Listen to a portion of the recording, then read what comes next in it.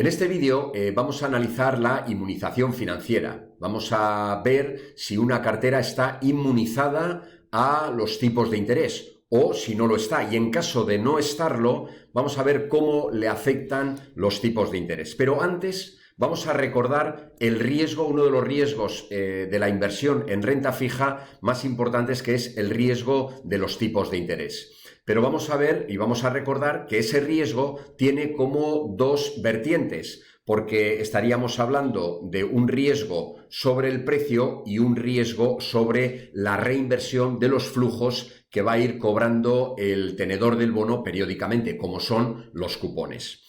¿En qué sentido los tipos de interés afectan al precio? Pues esto lo tenéis ya muy interiorizado, ¿no? Si los tipos de interés suben, el precio del bono, el precio del activo de renta fija va a bajar.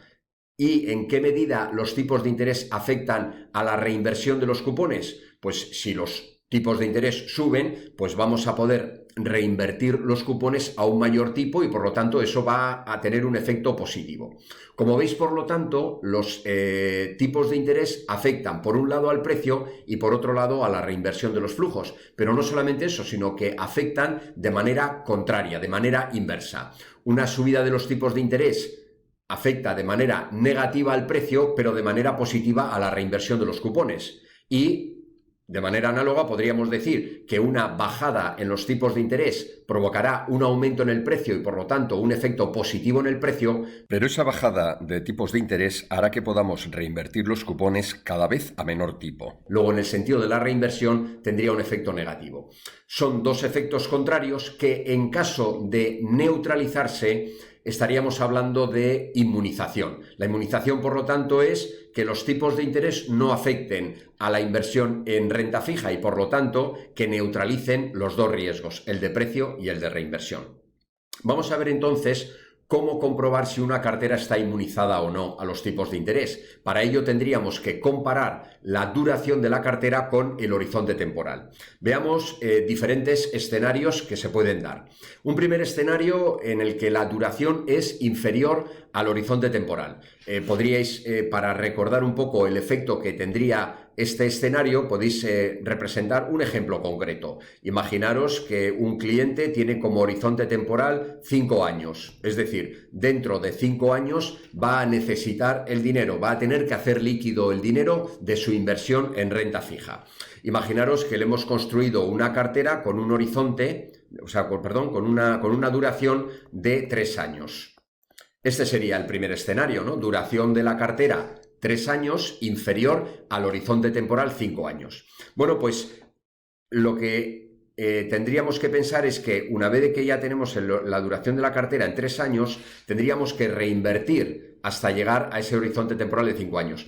Tener la duración de la cartera de 5 años no significa que todos los bonos venzan en el 3, porque igual hay algún bono que vence antes del 3, algún otro bono que vence posterior al 3, pero la vida media ponderada de todos esos bonos que componen la cartera sería 3 años. Entonces eso es como si tuviese un bono con vencimiento a 3 años, un bono cupón cero, de tal manera que como el cliente no necesita el dinero dentro de 3 años, sino que lo necesita dentro de 5, porque es justo ese su horizonte temporal, no me quedaría otra que reinvertir el dinero durante 2 años. Aquí estoy viendo claramente que el riesgo de reinversión es más fuerte que el riesgo de precio. Voy a tener de los dos riesgos, insisto, pero va a tener mayor fuerza el de reinversión y por lo tanto a la cartera le van a afectar los tipos y le van a afectar los tipos en el mismo sentido que le afectan los tipos al riesgo de reinversión, que es el que ha sido el riesgo ganador, por así decirlo. De tal manera que una subida de tipos provocaría una subida en la rentabilidad de la cartera y una bajada en los tipos de interés provocaría una disminución en la rentabilidad de la cartera. Es decir, el mismo comentario que el que he hecho antes para el riesgo de reinversión, porque digo que ha sido el riesgo ganador de los dos. Veamos un segundo escenario, que es justo el escenario contrario, que es en el escenario en el que la duración sea mayor que el horizonte temporal. Supongamos de nuevo que el horizonte temporal es de 5 años, porque es ahí justo cuando el cliente quiere hacer efectivo toda la inversión en renta fija y que le hemos construido una cartera con una duración de, por ejemplo, pues no sé, 7 años, por ejemplo. Un escenario en el que la duración de la cartera es mayor que el horizonte temporal. ¿Qué ocurre en este caso? Ocurre que llegado el momento, 5 años, el cliente nos va a pedir que deshagamos todas las inversiones porque necesita el dinero para llevar a cabo su objetivo de inversión.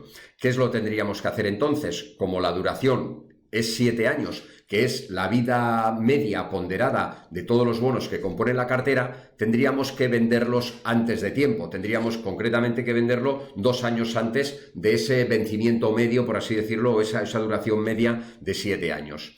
De tal manera que aquí el riesgo ganador, el más fuerte, sería el riesgo de precio, porque estamos vendiendo los bonos antes de tiempo. Sería el riesgo de precio, en este caso, el que ganaría, el que sería mayor que el riesgo de reinversión.